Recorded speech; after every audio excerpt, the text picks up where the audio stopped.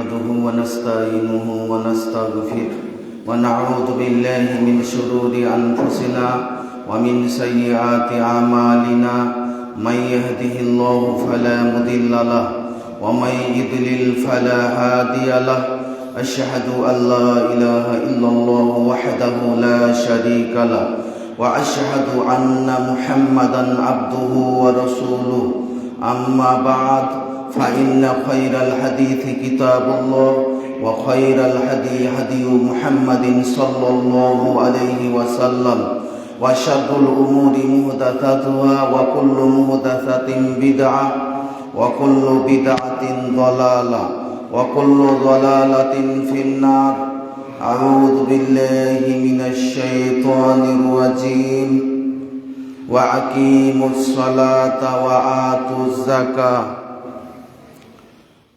عن عبد الله بن عمر رضي الله تعالى عنه قال قال رسول الله صلى الله عليه وسلم بني الإسلام على خمس شهادة أن لا إله إلا الله وأن محمدا رسول الله وإقام الصلاة وإيتاء الزكاة وصوم رمضان وحج البيت রাহুল বুখারী ও মুসলিম। সম্মানিত উপস্থিতি, সর্বপ্রথম আমরা সেই আল্লাহর প্রশংসা করি যিনি আমাদেরকে রমাজান মাসের দ্বিতীয় জুমা মসজিদে আসার তৌফিক দান করেছেন, তাই আমরা সকলে পড়ি আলহামদুলিল্লাহ। অতঃপর রসুল সাল্লাল্লাহু আলাইহি সাল্লামের উপর শতকোটি সালাত ও সালাম অবতীর্ণ হোক। আল্লাহুম্মা সাল্লি আলা মুহাম্মাদি ওয়া আলা আলি মুহাম্মাদ সাল্লাল্লাহু আলাইহি ওয়াসাল্লাম। আজকের জুমার দিনের খুতবার বিষয় জাকাত। এই জাকাত সম্পর্কে সংক্ষিপ্ত সময়ের মধ্যে কোরআন এবং সহিহ হাদিস থেকে কিছু কথা বলে খুতবার ইতি টানব ইনশাআল্লাহুল আজিজ। ওয়া মা তৌফিকি ইল্লা বিল্লাহ আলাইহি তাওয়াক্কালতু ওয়া ইলাইহি মুনীব। রব্বি ইশরাহ লি সাদরি ওয়া ইয়াসসির লি আমরি ওয়াহলুল উকদাতাম মিন লিসানি ইয়াফকাহু কওলি রব্বি জিদনি ইলমা। জাকাত সম্পর্কে মহান আল্লাহ আমরাকে জাকাত দিতে আদেশ করেছেন। আল্লাহ সুবহানাহু ওয়া তাআলা কোরআন মাজিদের সূরা আল বাকারা 43 নম্বর আয়াতে বলেন, ওয়া আকিমুস সালাতা ওয়া আতুজ যাকাত, তোমরা সালাত কায়েম করো, তোমরা সালাত প্রতিষ্ঠা করো এবং যাকাত প্রদান করো। এই আয়াতে আল্লাহ তাআলা আমরাকে জাকাত দেওয়ার জন্য আদেশ করেছেন।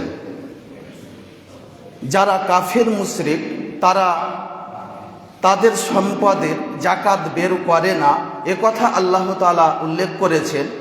মহান আল্লাহ বলেন, ওয়া ওয়াইলুল লিল মুশরিকিন আল্লাযীনা লা ইউতুনা যাকাত, মুশরিকদের জন্য ধ্বংস যারা তাদের সম্পদের জাকাত বের করে না, যারা তাদের সম্পদের জাকাত আদায় করে না। এই জাকাত দেওয়ার ব্যাপারে মহান আল্লাহ স্বয়ং আমাদের নবী মুহাম্মদ সাল্লাল্লাহু আলাইহি সাল্লামকে আদেশ করেছেন, যাদের উপর জাকাত ফরজ হয়ে গেছে তাদের সম্পদ থেকে জাকাত বের করতে হবে, তাদের সম্পদ থেকে জাকাত গ্রহণ করার জন্য আল্লাহ তাআলা নবী সাল্লাল্লাহু আলাইহি সাল্লামকে আদেশ করেছেন। মহান আল্লাহ বলেন সূরা আত-তাওবা 103 নম্বর আয়াত, খুদ মিন আমওয়ালিহিম সাদাকাতান তুতাহিরুহুম ওয়া তুযাক্কিহিম বিহা। হে মুহাম্মদ, আপনি তাদের সম্পদ থেকে জাকাত গ্রহণ করুন, এর মাধ্যমে তাদেরকে পবিত্র ও পরিশুদ্ধ করুন। ওয়া সাল্লি আলাইহিম, এবং আপনি তাদের জন্য দোয়া করে দেন। ইন্না সালাতাকা সাকানুল লাহুম, নিশ্চয় আপনার দোয়া তাদের জন্য প্রশান্তির কারণ হবে। ওয়াল্লাহু সামিউন আলিম, আল্লাহ তাআলা সব কিছু শুনেন, সব কিছু জানেন। এই আয়াতে আল্লাহ তাআলা স্বয়ং নবী সাল্লাল্লাহু আলাইহি সাল্লামকে জাকাত গ্রহণ করার জন্য আদেশ করেছেন, যাদের সম্পদে জাকাত ফরজ হয়ে গিয়েছে। আব্দুল্লাহ ইবনে উমর রাদিয়াল্লাহু তাআলা আনহু বলেন, রাসূল সাল্লাল্লাহু আলাইহি ওয়াসাল্লাম বলেছেন, উমিরতু আন উকাতিলান নাস হাত্তা ইয়াশহাদু আল্লা ইলাহা ইল্লাল্লাহ ওয়া আন্না মুহাম্মাদার রাসূলুল্লাহ।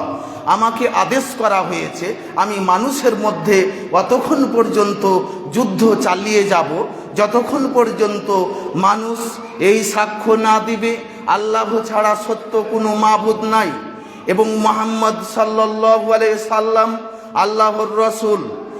এরপরে রাসূল সাল্লাল্লাহু আলাইহি সাল্লাম দ্বিতীয় নম্বরে বলেন, ওয়া ইকিমুস সালাহ। আমাকে আরও আদেশ করা হয়েছে আমি মানুষের মধ্যে যুদ্ধ চালিয়ে যাব যতক্ষণ পর্যন্ত মানুষ 5 ওয়াক্তের সালাত আদায় না করবে, ওয়া ইউতুজ যাকা, এবং যাকাত প্রদান না করবে। এরপরে রাসূল সাল্লাল্লাহু আলাইহি সাল্লাম বলেন, ফাইদা ফালু যালিকা আসামু মিন্নি দিমাআহুম ওয়া আমওয়ালাহুম। যেই ব্যক্তি এই কাজগুলো করবে তার জান এবং তার সম্পদকে সে আমার থেকে নিরাপদে করে নিল। সহিহ বুখারী 25 নম্বর হাদিস। এটি পাবেন কিতাবুল ঈমান 2 নম্বর অধ্যায়ের 17 নম্বর পর্ব। এই পর্বে ইমাম বুখারী রাহমাহুল্লাহ সূরা তাওবার 5 নম্বর আয়াতটি দিয়ে অধ্যায়টি কায়েম করেছেন, পর্বটি কায়েম করেছেন। বাবু, এরপরে তিনি উল্লেখ করেছেন, ফাইন তাবু ওয়া আকামুস সালাতা ওয়া আতাউজ যাকা ফাখাল্লু সাবিলাহুম। তারা যদি তওবা করে এবং সালাত কায়েম করে এবং যাকাত দেয় তাহলে তাদেরকে ছেড়ে দাও। এই পর্বে ইমাম বুখারী রাহমাহুল্লাহ এই হাদিসটি এনেছেন, হাদিস নাম্বার 25। ইমাম মুসলিম এই হাদিসটি কিতাবুল ঈমান 36 নম্বরে এনেছেন। তাহলে আমরা এই হাদিসের মাধ্যমে এবং আয়াতের মাধ্যমে জানতে পারলাম যে যাকাত গ্রহণ করার জন্য রাসূল সাল্লাল্লাহু আলাইহি ওয়াসাল্লামকে আদেশ করা হয়েছে। এরপরে আমরা আসব, যাকাত হচ্ছে ইসলামের 3 নম্বর রুকুন। ইসলামের যে 5টি রুকুন বা স্তম্ভ রয়েছে তার ভিতরে 3 নম্বর হচ্ছে যাকাত।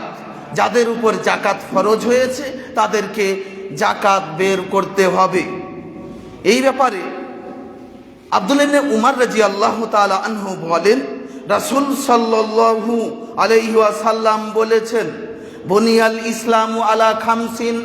ইসলামের স্তম্ভ হচ্ছে 5টি। 1 নম্বর শাহাদাতি আল্লাহ ইলাহা ইল্লাল্লাহ ওয়া আন্না মুহাম্মাদার রাসূলুল্লাহ। সাক্ষ্য প্রদান করা আল্লাহ ছাড়া সত্য কোনো মাবুদ নাই এবং মুহাম্মদ সাল্লাল্লাহু আলাইহি সাল্লাম আল্লাহর রাসূল। ওয়া ইকামিস সালাহ। 2 নম্বর রুকুন হচ্ছে সালাত কায়েম করা, অর্থাৎ 5 ওয়াক্তের সালাত আদায় করা। 3 নম্বরে বলেছেন ওয়া ইতাইজ যাকা, যাকাত প্রদান করা।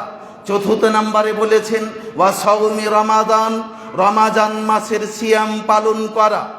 5 নম্বরে বলেছেন ওয়া হাজ্জিল বাইত, কাবা ঘরের জীবনে একবার হজ করা যদি হজ ফরজ হয়ে যায়। তাহলে 3 নম্বরে উল্লেখ করেছেন যাকাত প্রদান করা বা যাকাত আদায় করা।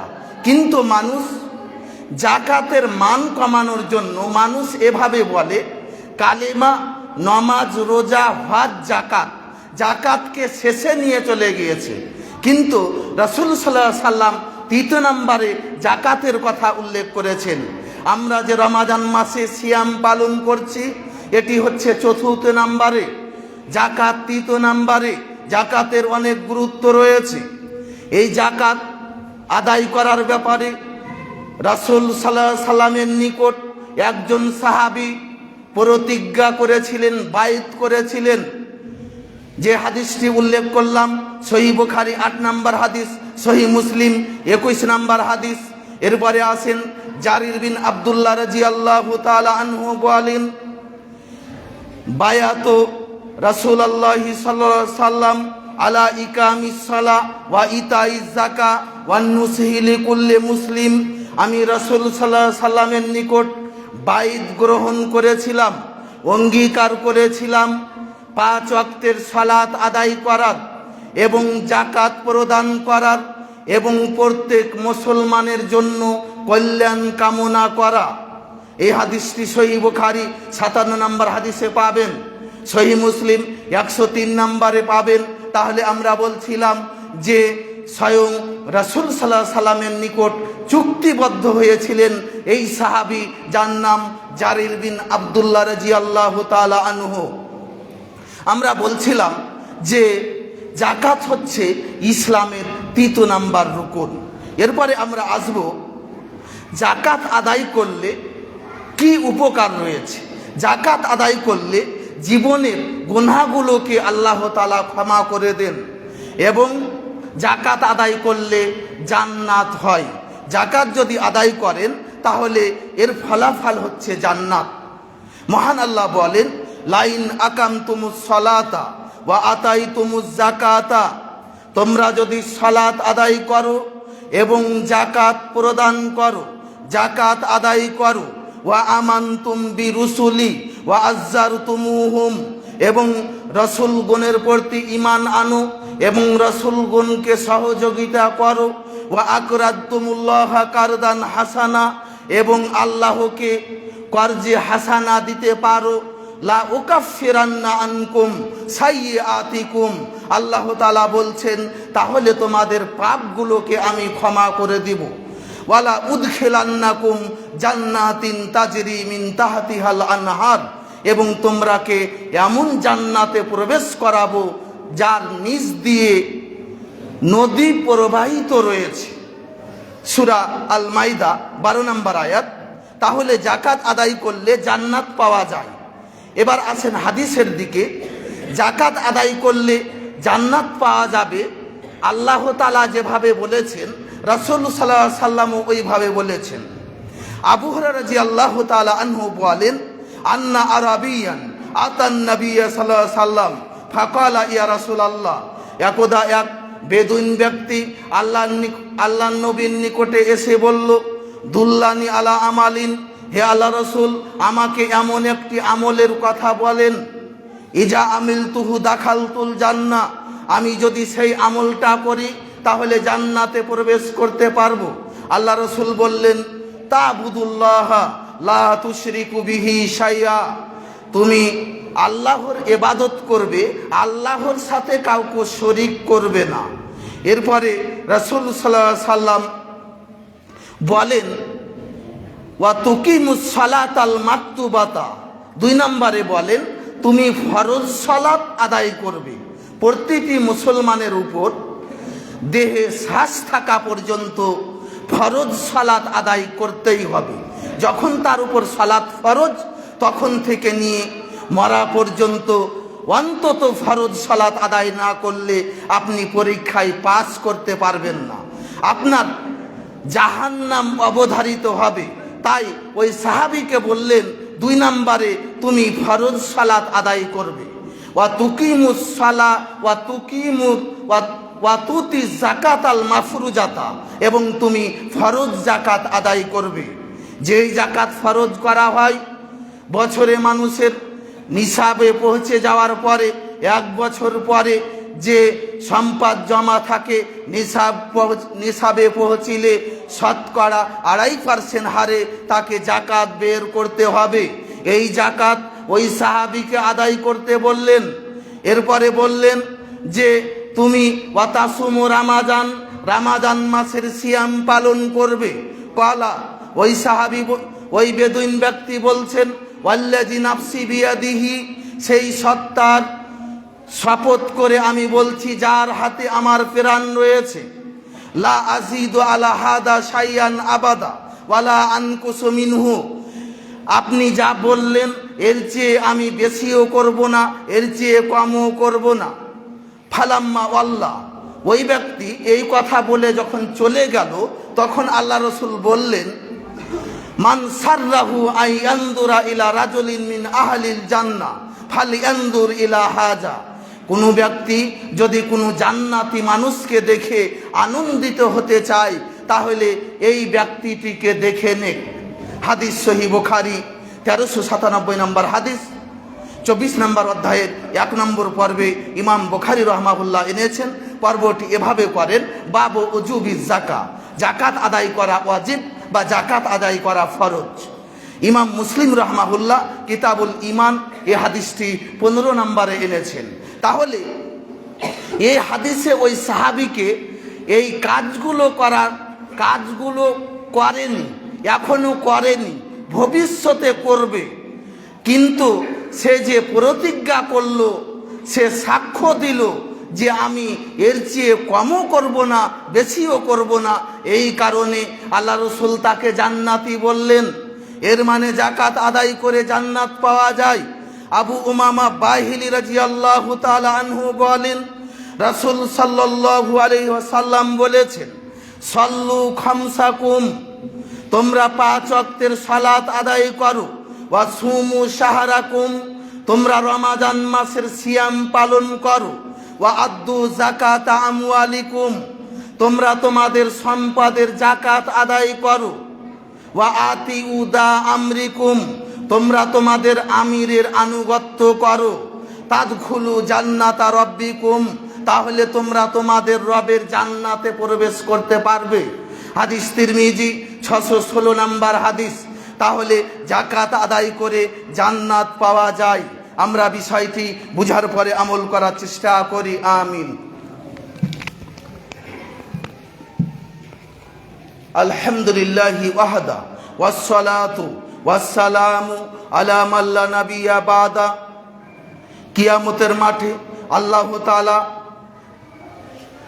তার হকের বিষয়ে যে হিসাবগুলো সর্বপ্রথমে নেবেন, তার ভিতরে 1 নাম্বার হচ্ছে 5 ওয়াক্তের ফরজ সালাত। এটি পাবেন তিরমিজি 413 নম্বর হাদিস। 2 নম্বরে যে হিসাবটা নেবেন সেটা হচ্ছে ফরজ জাকাত। এটি পাবেন আবু দাউদ 866 নম্বর হাদিস। তাহলে 2 নম্বর হিসাব আল্লাহ তাআলা কিয়ামতের মাঠে নেবেন এই জাকাতের। কেউ যদি জাকাত আদায় না করে তাহলে এর শাস্তি কি? মহান আল্লাহ বলেন সূরা তাওবা 34 এবং 35 নম্বর আয়াত, ওয়াল্লাযীনা ইয়াকনিজুনা আয-যাহাবা ওয়াল ফিদ্দা ওয়ালা ইনফিকুনাহা ফি সাবিলিল্লাহ, যারা সোনা এবং চাঁদি জমা করে রাখে, আল্লাহর পথে খরচ করে না, ফাবাশশিরহুম বিআযাবিন আলীম।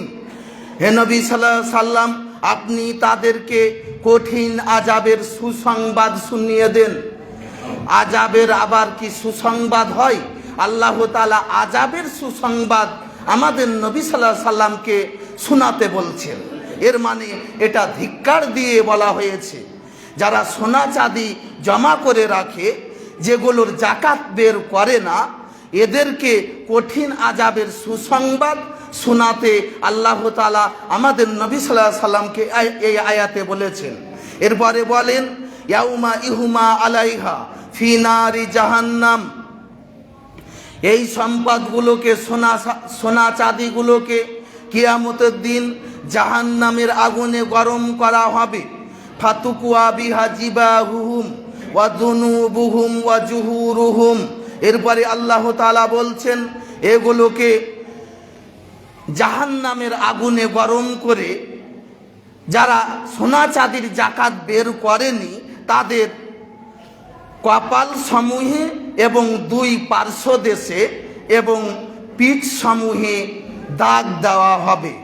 এরপরে বলা হবে, হাদামা কানাজতুম লি আনফুসিকুম, এগুলো হচ্ছে সেই সম্পদ যেগুলো তোমরা নিজেদের জন্য জমা করে রেখেছিলে। ফাদুকু মা কুনতুম তাকনিজুন, অতএব তোমরা যা জমা করে রেখেছিলে তার স্বাদ এখন গ্রহণ করো। তাহলে আমরা এই আয়াতের মাধ্যমে যারা জাকাত আদায় করে না তাদের শাস্তি জানতে পারলাম। আবু হুরায়রা রাদিয়াল্লাহু তাআলা আনহু বলেন, রাসূল সাল্লাল্লাহু আলাইহি সাল্লাম বলেছেন, যাদেরকে আল্লাহ তাআলা ধন সম্পদ দিয়েছে এবং তারা তাদের ধন সম্পদের জাকাত বের করেনি, মুসিল আলাহু ইয়াউমাল কিয়ামা সুজাআন আকরা, কিয়ামতের মাঠে ওই সম্পদগুলোকে চুলবিহীন টেকো মাথা বিশিষ্ট বিষধর সাপে পরিণত করা হবে। লাহু জাবিবাতান, যেই সাপের চোখের উপরে দুটি কালো দাগ থাকবে। ইউতাউয়াকাহু ইয়াউমাল কিয়ামা, কিয়ামতের মাঠে ওই তাদের সম্পদকে সাপে পরিণত করে গলাতে বেড়ি আকারে ঝুলিয়ে দেওয়া হবে। সুম্মা ইয়া খোঁজো বেলাহাসি মাতাইহি, এরপরে ওই সাপ ওই ব্যক্তির মুখের দুই চুয়ালে কামড় দিবে এবং বলবে, আনা মালুক আনা কানজুক, আমি তোমার সঞ্চিত সম্পদ, আমি তোমার সম্পদ, আমি তোমার জমাকৃত সম্পদ। এরপরে রাসূল সাল্লাল্লাহু আলাইহি সাল্লাম সূরা আল ইমরানের 180 নম্বর আয়াতটি তেলাওয়াত করলেন। এ হাদিস পাবেন সহিহ বুখারী 1403 নম্বর হাদিস। তাহলে জাকাত আদায় না করলে কিয়ামতের মাঠে এর ভয়াবহ শাস্তি রয়েছে। আমরাকে অতএব জাকাত আদায় করার জন্য বিশেষভাবে খেয়াল রাখতে হবে। আমাদের উপর যদি জাকাত ফরজ হয়ে যায় তাহলে আমরাকে জাকাত আদায় করে দিতে হবে। কিসে কিসে জাকাত ফরজ? লেখক বলছেন, আল আমওয়ালুল্লাতি তুজিবু ফিহা যাকা আরবা, 4 ধরনের সম্পদে জাকাত ফরজ। ওয়াহিয়া, তার ভিতরে 1 নাম্বার হচ্ছে আল আসমান, অর্থাৎ যেগুলোর মূল্য ধরা হয়। এর ভিতরে রয়েছে 3 প্রকারের। 1 নাম্বার ওয়াহিয়া জাহাব, অর্থাৎ সোনা। ওয়াল ফিজ্জা, 2 নাম্বার হচ্ছে চাঁদি। 3 নাম্বার হচ্ছে ওয়াল আওরাকুল মালিয়া, এবং যেগুলোর মূল্য হিসাবে ব্যবহার করা হয়, অর্থাৎ টাকা পয়সা। এরপর আমরা আসব যে সোনাতে কতটা হলে জাকাত ফরজ।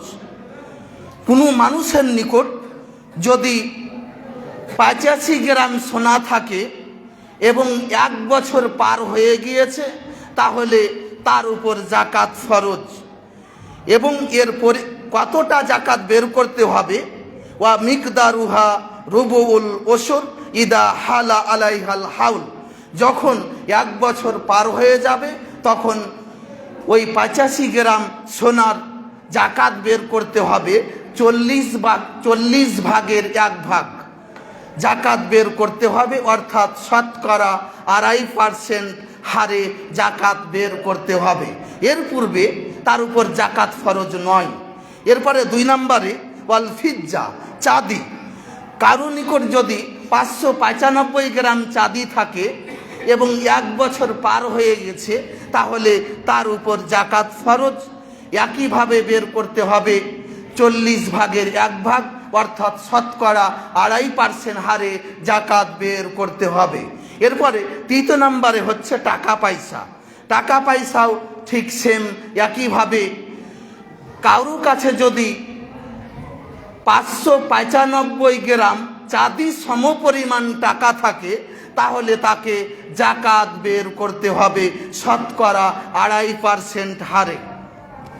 তাহলে 1 নম্বরের ভিতরে আমরা পেলাম 3 প্রকারের সোনা, চাঁদি এবং টাকা পয়সা। কোনো মহিলার কাছে যদি সোনা থাকে 85 গ্রাম হয়নি এখনো, তাহলে তার উপর জাকাত ফরজ না। কোনো মহিলার কাছে যদি 595 গ্রামের কম চাঁদি থাকে তাহলে তার উপর জাকাত ফরজ না। দুটাকে মিলিয়ে জাকাত বের করতে হবে এ কথা হাদিসে বলা হয়নি। প্রত্যেকটার আলাদা আলাদা নিসাব রয়েছে। অতএব যতক্ষণ পর্যন্ত এই নিসাবে না পৌঁছিবে ততক্ষণ পর্যন্ত জাকাত ফরজ না। আমরা আজকের রেটে বর্তমানে জানলাম যে 1 গ্রাম চাঁদির দাম হচ্ছে 180 টাকা। অতএব 595 গ্রামকে 180 দিয়ে গুণ দিলে টাকা হচ্ছে 1,07,100 টাকা। এরকম সমপরিমাণ যদি কারো কাছে টাকা থাকে তাহলে ব্যাংকে থাক তার বাড়িতে থাক, সবগুলো হিসাব মিলিয়ে যদি এরকম টাকা থাকে তাহলে তার উপর জাকাত ফরজ। তাকে শতকরা 2.5% হারে জাকাত বের করতে হবে। এবং কারো কাছে দেখা গেল যে সোনা চাঁদি রয়েছে এবং টাকা রয়েছে, সবগুলো মিলিয়ে জাকাত বের করতে হবে, এটাও হাদিসে বোঝা যায় না। টাকার যখন জাকাত বের করবেন তখন এর আপনি চাঁদির সমপরিমাণ হিসাবে ধরবেন, চাঁদির মূল্য হিসাবে ধরবেন, এ কথাই আলেমগণ বলেছেন। কিছু কিছু আলেম বলেছেন সোনার কথা, কিন্তু ইবনে উসাইমিন রহমাহুল্লাহ তিনি চাঁদির মঠটিকেই প্রাধান্য দিয়েছেন। কারণ যে সোনার মূল্য যদি আপনি ধরতে যান তাহলে বর্তমানে 12,92,000 টাকা না হলে আপনার টাকাতে জাকাত ফরজ হবে না। তাহলে এই কারণে গরিবগণ বঞ্চিত হবে। এই কারণে ইবনে উসাইমিন রহমাহুল্লাহর মতটিকে আমরাকে প্রাধান্য দিতে হবে। আপনি চাঁদির সমপরিমাণ মূল্য ধরে টাকার জাকাত বের করে দিবেন।